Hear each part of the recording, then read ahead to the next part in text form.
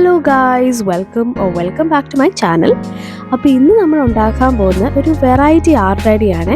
അപ്പോൾ അതിനായിട്ട് ഞാനിവിടെ വൈറ്റ് പേപ്പർ എടുത്തിട്ട് പിന്നെ കാലിഗ്രഫി മാർക്കേഴ്സ് എടുത്തിട്ട് ഇതേപോലെ കുറച്ച് സ്പേസസിൽ ഇതേപോലെ കളർ ചെയ്ത് കൊടുക്കുന്നുണ്ട്. ഇവിടെ ഞാൻ ക്യാമലിൻ്റെ ബ്രഷ് പെൻസും പിന്നെ അല്ലാത്ത കുറച്ച് ഡബിൾ ഹെഡ് മാർക്കേഴ്സ് കൂടി യൂസ് ചെയ്തിട്ടാണ് ഇത് ഫുള്ളൊന്ന് കളർ ചെയ്തെടുക്കുന്നത്. ഇത് ചെയ്യുമ്പോൾ ശ്രദ്ധിക്കേണ്ട കാര്യം എന്ന് പറയാൻ നമുക്ക് ഇതേപോലെ സ്മോൾ സ്പേസസ് ഈച്ച് കളർ മതി. അല്ലാതെ വലിയ പാച്ചസ് ആയിട്ട് ചെയ്ത് കഴിഞ്ഞാൽ ഈ ആർട്ട് ഐഡിയ വർക്ക് ചെയ്തില്ല. അപ്പോൾ ഇതേപോലെ സ്മോൾ സ്പേസസിലാണ് ഞാൻ ഇതേപോലെ കളർ ചെയ്ത് കൊടുക്കുന്നത്.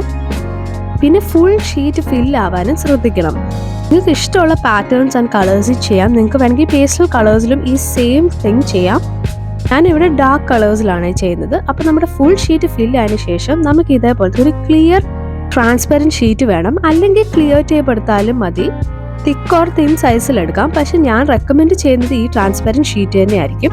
ഈ ട്രാൻസ്പെറൻറ്റ് ഷീറ്റ് ശരിക്കും പറഞ്ഞാൽ നമ്മുടെ ബുക്കൊക്കെ പൊതിയാൻ യൂസ് ചെയ്യുന്ന ഒരു പേപ്പറാണ്. അപ്പോൾ ഇതേപോലത്തെ സ്റ്റിക്കി ഷീറ്റ് പോലത്തെ സാധനമാണിത്. അപ്പോൾ ഇതേപോലെ ഞാൻ ഒട്ടിച്ച് കൊടുത്തിട്ടുണ്ട്.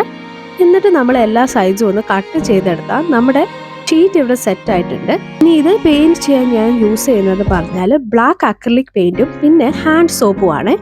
എന്നിട്ട് രണ്ടും കൂടെ നല്ലതായിട്ടൊന്ന് മിക്സ് ചെയ്ത് കൊടുക്കുക. എന്നിട്ട് നമ്മൾ ഇത് ഡയറക്റ്റ്ലി ഇതിലോട്ടൊന്ന് പെയിൻറ് ചെയ്ത് കൊടുത്താൽ മതി.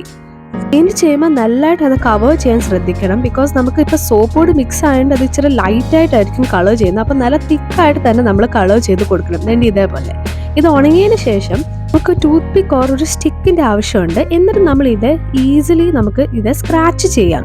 അപ്പോൾ സ്ക്രാച്ച് ചെയ്യുമ്പോഴാണ് നമ്മുടെ ആർട്ട് നമുക്ക് വരയ്ക്കാൻ പറ്റുന്നത്. അപ്പോൾ ഇതേപോലെ നമ്മൾ സ്ക്രാച്ച് ചെയ്ത് കൊടുത്താൽ നമുക്ക് easily different patterns and drawings ഇത് വരച്ചെടുക്കാം.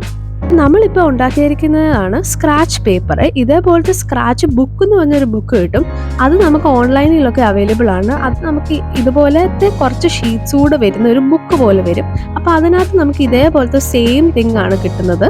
പക്ഷെ ഞാൻ ഈ ഹാൻഡ് മെയ്ഡായിട്ട് ഉണ്ടാക്കിയ വേർഷനാണ് എനിക്ക് ഇഷ്ടപ്പെട്ടത്. ഇതിൽ ഞാൻ കുറച്ച് സ്മൈലീസും മാൻഡ്ലാസും ഹാർട്ട്സും സ്റ്റിക്കേഴ്സ് പോലത്തെ കുറച്ച് തിങ്സ് ഒക്കെ വരയ്ക്കുന്നുണ്ട്. അപ്പോൾ എല്ലാവരും സബ്സ്ക്രൈബ് ചെയ്യാൻ മറക്കണ്ട. പിന്നെ ലൈക്കും കമൻറ്റും ഷെയറും എല്ലാം ചെയ്യുക.